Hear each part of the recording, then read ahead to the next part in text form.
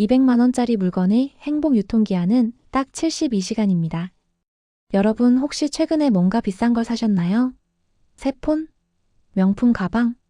아니면 최신형 노트북? 그걸 받아들고 포장을 뜯던 그 순간 심장이 두근거리고 도파민이 폭발하던 그 느낌 기억나시나요?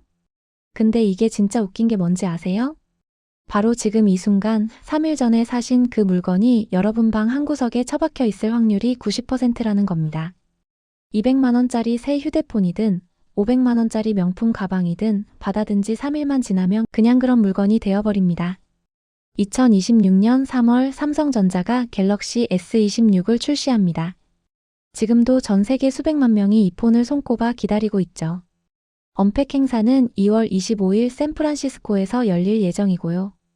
프리오더가 시작되면 온라인 사이트는 마비될 겁니다. 사람들은 새벽부터 줄을 서고 SNS에는 개봉기가 도배될 거예요. 드디어 샀다. 역시 갤럭시. 이번엔 진짜 다르네. 이런 댓글들로 가득 찰 겁니다. 근데 여러분 제가 장담하는데요. 그렇게 난리치던 사람들의 99%가 정확히 72시간 그러니까 3일 뒤에는 어떻게 될까요? 그냥 폰입니다. 그냥 전화 받고 카톡하고 유튜브 보는 그런 폰. 2주 뒤엔 아마 케이스도 안 끼우고 아무렇게나 던져놓을 겁니다. 이게 대체 무슨 일이죠? 하버드 대학 심리학과 교수 다니엘 길버트는 이런 현상을 연구했습니다. 그는 복권 당첨자들을 추적했어요. 평생 놀고 먹을 돈을 손에 쥔 사람들이요. 그들의 행복이 얼마나 지속될까요? 평생? 10년? 아니면 최소한 1년쯤? 정답은 딱 3개월입니다. 네, 맞습니다. 억대 복권에 당첨된 사람의 행복 지속 기간이 고작 3개월이에요. 더 충격적인 건 새 차를 산 사람도 3개월, 승진한 사람도 3개월, 새 집으로 이사간 사람도 3개월입니다. 심지어 사랑에 빠진 연인들도 3개월이 지나면 열정이 식기 시작합니다.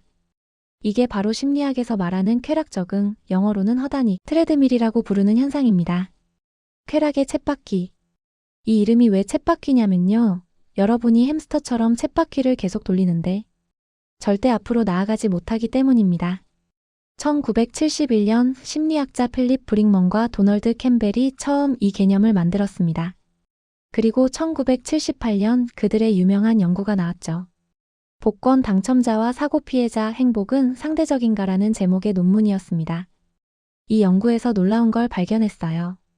복권에 당첨된 사람과 교통사고로 하반신이 마비된 사람을 1년 동안 추적했습니다. 상식적으로 생각하면 복권 당첨자는 계속 행복하고 사고 피해자는 계속 불행할 것 같죠? 근데 결과는 완전히 달랐습니다.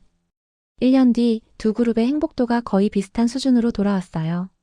복권 당첨자들은 처음엔 미친 듯이 행복했지만 시간이 지나자 그 행복이 당연한 것이 됐습니다.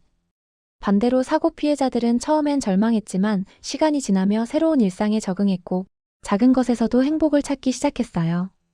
결국 인간은 좋은 일이든 나쁜 일이든 모든 것에 적응하도록 설계되어 있다는 겁니다. 그럼 세포는 왜 3일밖에 행복하지 않을까요? 도파민 때문입니다. 도파민은 뇌에서 분비되는 신경 전달 물질인데요. 흔히 행복 호르몬이라고 부릅니다. 근데 이게 정확히는 기대의 호르몬이에요. 도파민은 여러분이 뭔가를 얻었을 때보다 얻을 거라고 기대할 때 더 많이 분비됩니다. 새 폰을 예로 들어볼게요. 갤럭시 S26 출시 발표가 났을 때 여러분 뇌에서는 도파민이 분비되기 시작합니다.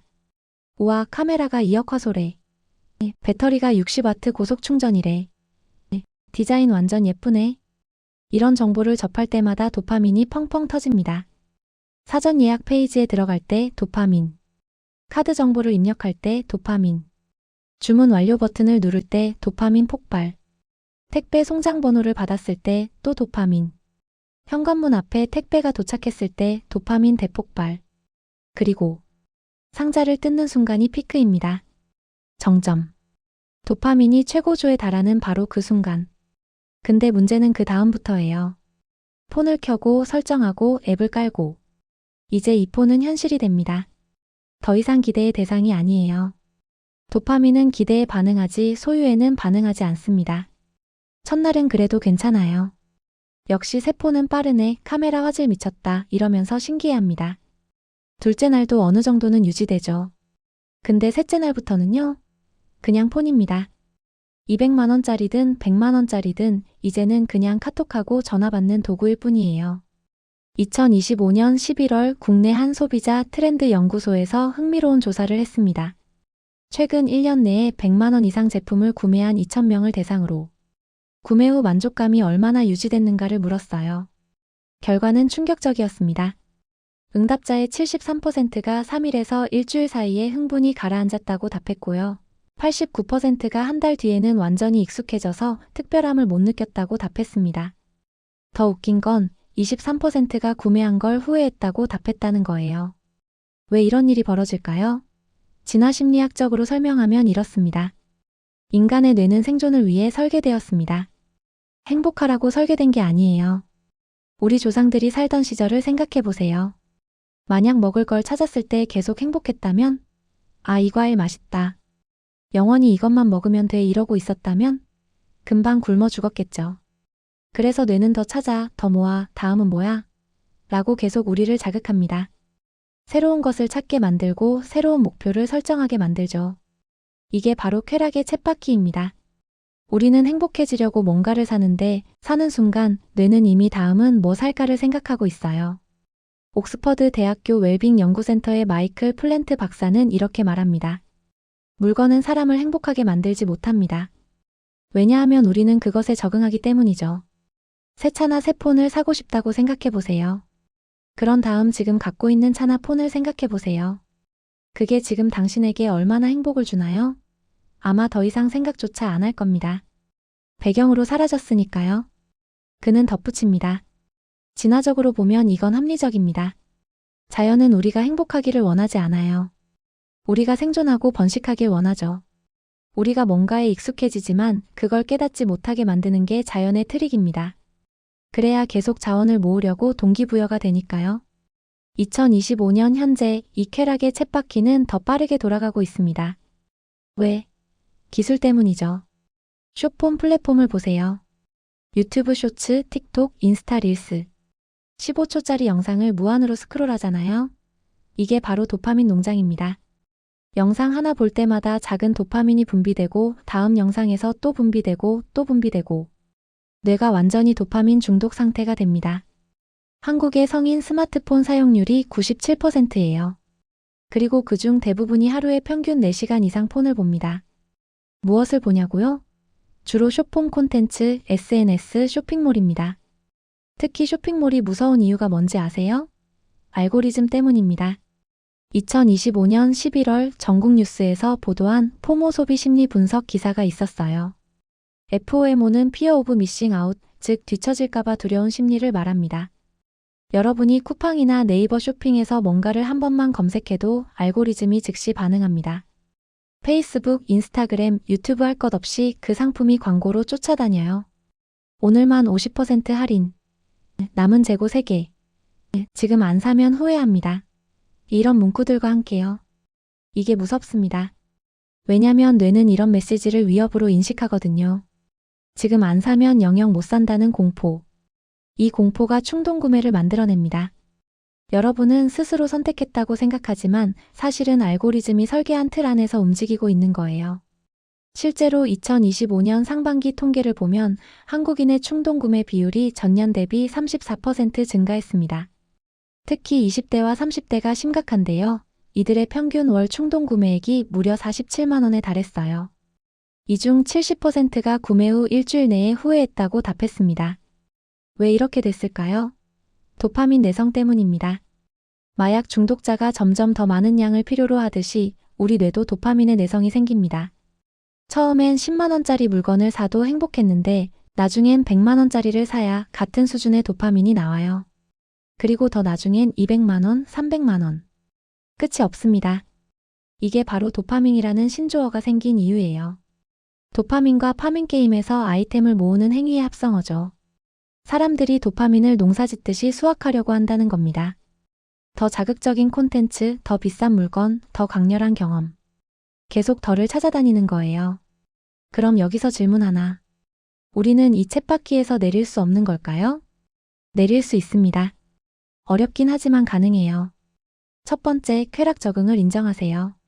뭘 사든 3일이면 익숙해진다는 걸 받아들이는 겁니다. 200만 원짜리 새 폰이 3일 뒤엔 그냥 폰이 된다는 걸 알면 애초에 구매 결정이 달라집니다. 진짜 필요한가? 아니면 그냥 도파민이 필요한 건가를 구분할 수 있게 되죠. 두 번째, 경험에 투자하세요. 2006년 심리학자 에드 디너의 연구에 따르면 물건보다 경험이 더 오래가는 행복을 준다고 합니다. 왜냐면 경험은 추억이 되거든요. 친구들과의 여행, 가족과의 저녁 식사, 새로운 취미 배우기. 이런 것들은 시간이 지나도 색이 바래지 않아요. 오히려 추억으로 남으면서 계속 행복을 줍니다. 세 번째, 도파민 디톡스를 해보세요. 2025년 들어 이게 진짜 트렌드가 됐어요. 30일에서 40일 동안 도파민을 자극하는 모든 걸 끊는 겁니다. SNS, 유튜브, 쇼핑, 게임, 심지어 설탕까지. 처음 3일은 지옥이에요. 금단 증상이 옵니다. 손이 자꾸 폰으로 가고 뭔가 허전하고 불안하죠. 근데 일주일만 버티면 놀라운 변화가 생깁니다. 뇌의 도파민 수용체가 다시 민감해져요. 작은 것에도 행복을 느끼게 됩니다. 햇살이 예뻐 보이고 커피 향이 좋아지고 친구와의 대화가 즐거워집니다. 마치 오랜만에 진짜 맛을 찾은 것 같은 느낌이죠. 네 번째, 감사 일기를 쓰세요. 매일 밤 자기 전에 오늘 감사했던 것 3가지만 적는 겁니다. 오늘 날씨가 좋았다, 점심이 맛있었다, 동료가 웃어줬다 이런 사소한 것들이요. 연구에 따르면 감사 일기를 3주 이상 쓴 사람은 행복도가 평균 23% 상승했다고 합니다. 왜냐면 감사는 뇌를 재프로그래밍 하거든요. 계속 다음을 찾던 뇌가 지금을 보기 시작합니다. 이미 가진 것에서 행복을 찾게 되는 거죠. 마지막으로 구매 전 48시간 룰을 적용하세요. 뭔가를 사고 싶으면 장바구니에만 담아두고 48시간을 기다리는 겁니다. 이틀 뒤에도 정말 사고 싶으면 사는 거예요. 놀랍게도 장바구니에 담았던 물건의 70%는 48시간 뒤면 사고 싶은 마음이 사라집니다. 그냥 그 순간에 도파민이 필요했던 거였어요. 여러분, 갤럭시 S26이 곧 출시됩니다. 언팩 행사장에서는 화려한 발표가 있을 거고 사람들은 열광할 겁니다. 리뷰어들은 역대급 혁신적이라고 외칠 거예요. 근데 기억하세요. 그 폰도 어떤 폰이든 72시간이면 그냥 폰이 됩니다. 행복의 유통기한은 3일이에요. 이게 우리 뇌의 설계고 쾌락 적응의 법칙입니다. 그렇다고 아무것도 사지 말라는 게 아니에요. 필요한 건 사야죠. 다만 우리가 진짜 원하는 게 뭔지 알아야 합니다. 200만 원짜리 폰이 필요한 건지 아니면 그냥 도파민 한 방이 필요한 건지. 진짜 행복은 새로운 것에 있지 않습니다. 이미 가진 것에서 새로움을 발견하는 능력에 있어요. 지금 손에 든 폰도 충분히 좋습니다. 옆에 있는 사람도 충분히 소중해요. 오늘 하루도 충분히 아름다웠고요. 쾌락의 쳇바퀴에서 내려오세요. 그리고 진짜 삶을 사세요. 도파민이 아니라 진짜 행복을 찾으세요. 여기까지 시청해주셔서 감사합니다. 오늘 영상이 도움이 되셨다면 구독과 좋아요 부탁드립니다. 알림 설정까지 해두시면 다음 영상도 놓치지 않으실 수 있어요. 여러분의 쾌락 적응에 대한 경험이나 의견이 있으시다면 댓글로 나눠주세요. 함께 이야기 나누면 좋을 것 같습니다. 그럼 다음 영상에서 또 만나요. 지금까지 마인드 아카이브였습니다. 행복하세요.